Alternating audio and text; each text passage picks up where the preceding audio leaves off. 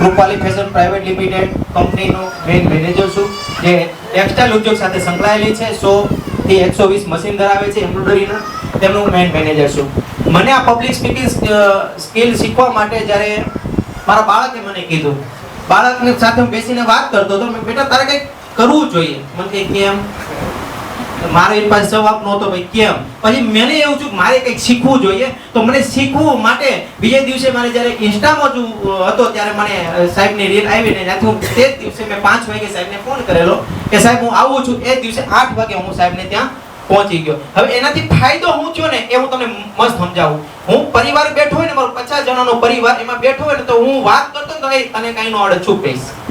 વાત કરી શકતો તો સમજાવી નહોતો શકતો કોઈને.